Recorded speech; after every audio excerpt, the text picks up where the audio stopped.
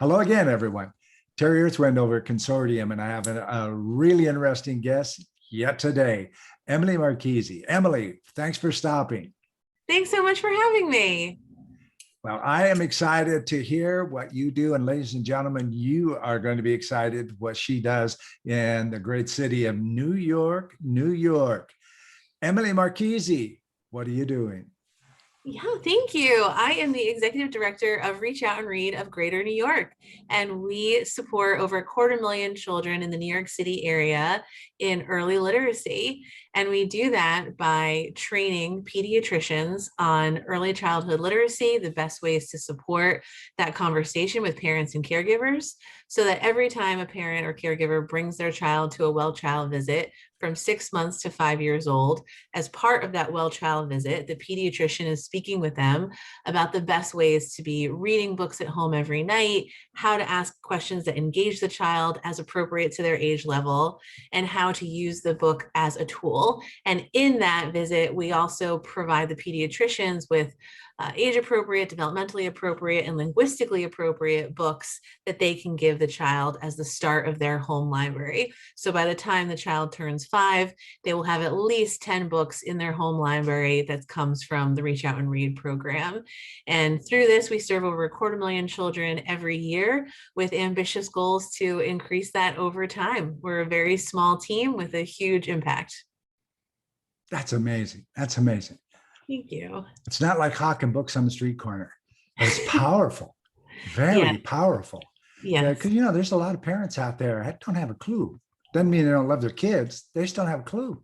And for somebody to help them learn about this stuff other than trying to do it themselves is quite amazing. Now, I have some very smart friends of mine who are young parents, and these people are very smart, but they don't have a clue about different things that are the basics to learn as a child. And because most of these guys, they don't even remember their childhood much earlier than like the first grade or whatever. So this is huge. I think it's very overwhelming for parents these days, especially with COVID, especially with the pandemic. There's so much that families are juggling.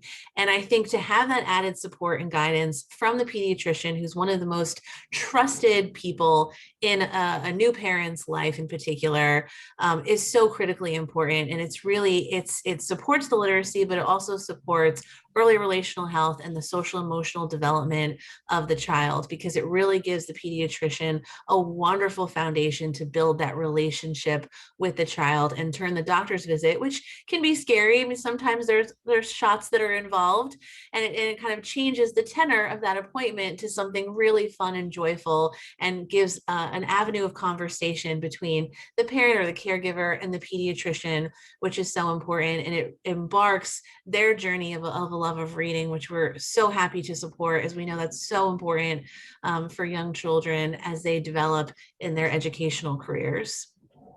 Fantastic. How'd this come about? We were founded 20 years ago, the Reach Out and Read New York affiliate, and there's a larger national organization that started 30 years ago, and it was really incredibly well designed to have this incredible impact while being a very elegant and efficient model. And we really apply those levers judiciously so that the pediatricians are trained on the best way to support the family. We're providing the books. They're excellent, high quality books, age appropriate, linguistically appropriate. And we also make sure that the waiting rooms and the whole space around the doctor's appointment is literacy rich. So we make sure that the TVs are turned off, that there's additional new and used books available in the waiting room for children to avail themselves of. We want to see brightly colored posters there as well. So everything that we can do to turn those moments where parents and children are waiting to actually educational opportunities and moments for them. And we're a very small team. We have a small budget. And so every dollar that we're able to fundraise goes directly to the program and to supporting books for the kids. Right now, we're only able to provide 50% of the book need in the states that we run our program.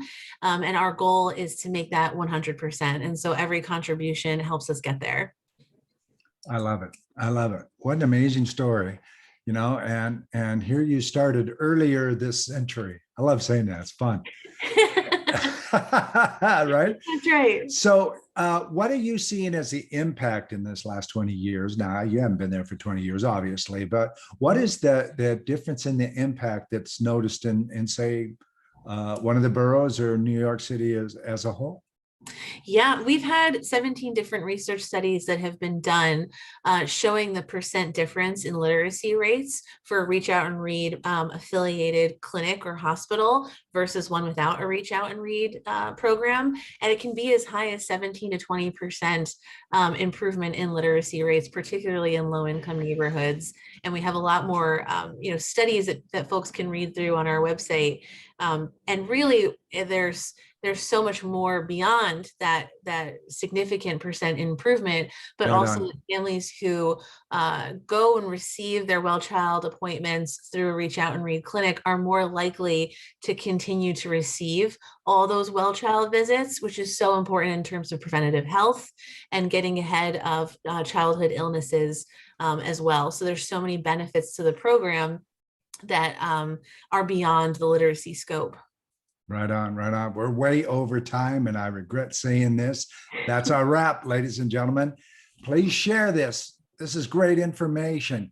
Emily Marchese, this was fantastic. Thank you so much. Thank you. It's my pleasure.